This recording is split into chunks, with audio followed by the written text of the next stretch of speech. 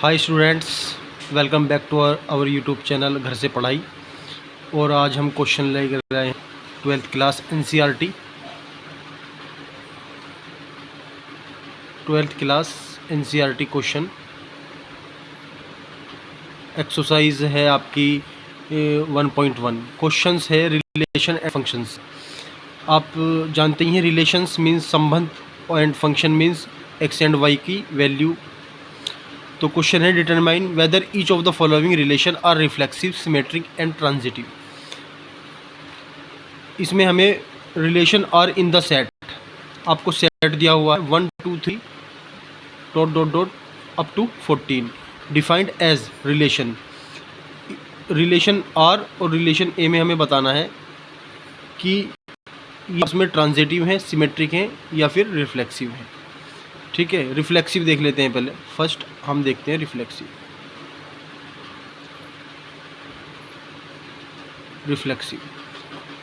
Reflexive में आपको सबसे पहले ये वैल्यू पता होनी चाहिए। रिफ्लेक्सिव यानी रिफ्लेक्ट करना, एज ए मिरर की तरह वर्क करता है कि आपने अगर यहाँ पर x की वैल्यू 1 रखी तो y की वैल्यू भी 1 आएगी।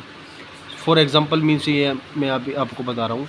और आपने x की वैल्यू 2 रखी तो y की वैल्यू भी 2 आएगी। ये रिफ्लेक्ट करते हैं, रिफ्लेक्सिव होते हैं। ठीक है, 1 1 2 2 और 3 3 इस तरीके के क्या होते हैं, रिफ्लेक्स फंक्शन होते हैं।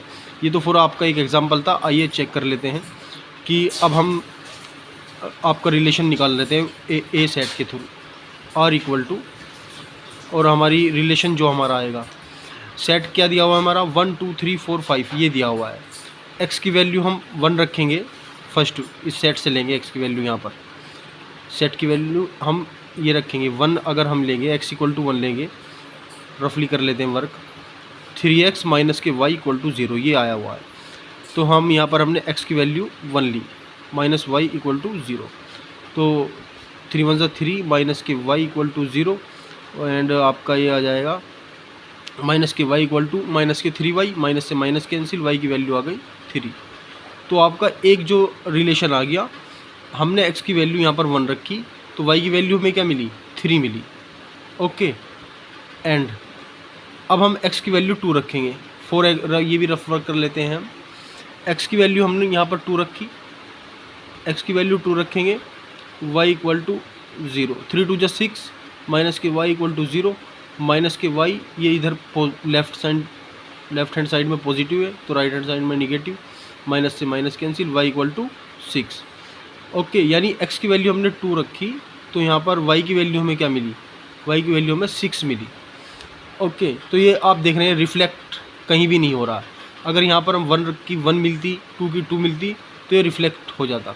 तो ये आइदर फंक्शन क्या है, ये एक हमारा नॉट रिफ्लेक्टिव फंक्शन है। Relation R is not reflexive function on the set A. Okay, अब नेक्स्ट हमारा आता है सिमेट्रिक। सिमेट्रिक में क्या होता है, सिमेट्रिक में एक पर्टिकुलर फ्लो होता है। पर्टिकुलर फ्लो मीन्स कि इस बार हमने x की वैल्यू 1 ली, आपको एक फॉर एग्जांपल बता रहा हूँ, तो y की 3 आई। ओके, और हमने x की वैल्यू 3 ली तो y की 1 आई। तो इस तरीके से एक फ्लो होता है सिमेट्रिक में। ओके, एक तरीके से इसे आप फ्लिप भी बोल सकते हैं, रेसिप्रोकल भी बोल सकते हैं। तो ये फॉर एग्जांपल था, ये भी एग्जांपल था। अब क्वेश्चन को ले लेते हैं। आर इक्वल टू, आपकी क्या आई थी यहाँ पर, रिलेशन वही था सेम 1 3 एंड फिर क्या आई हमारी 2 एंड 6। एक वैल्यू और निकाल लेते हैं, 3 रख लेते हैं इस बार।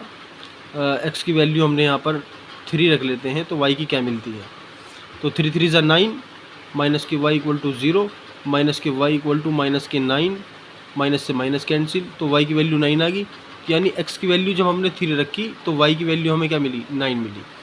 तो अब आप देख लीजिए ये हमारा कहाँ सिमेट्रिक है, कहीं भी सिमेट्रिक नहीं है। अप टू आप 14 तक रख के देख सकते हैं, यहाँ पर 14 तक आप वैल्यू पुटअप करके देख सकते हैं। तो ये हमारा क्या है, ये हमारा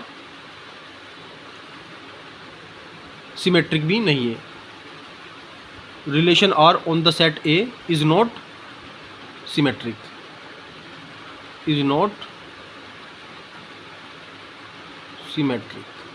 ओके, आपको सारी वैल्यू पुटअप करके देखनी है। एंड फिर हम लेते हैं आपका transitive.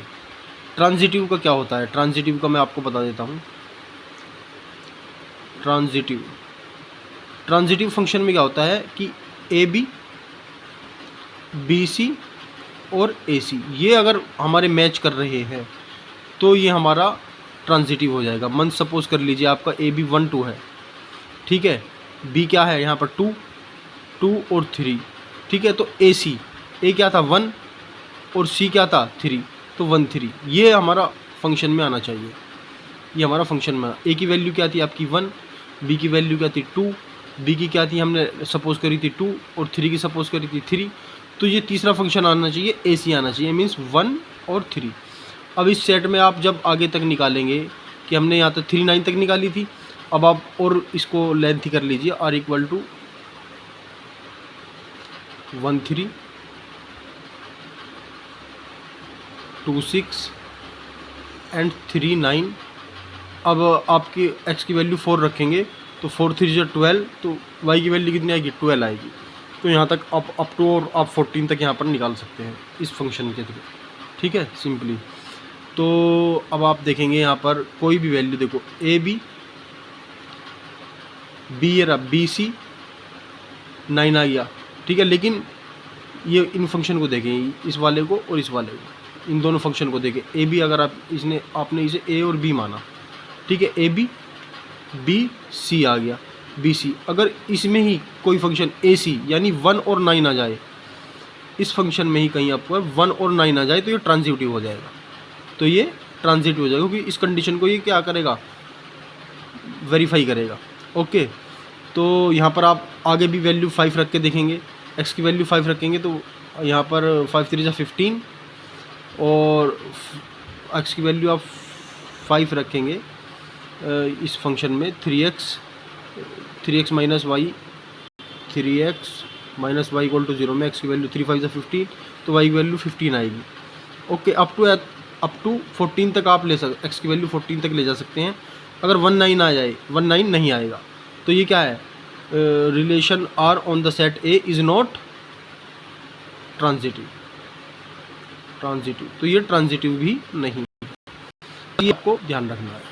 This is the first exercise of NCERT.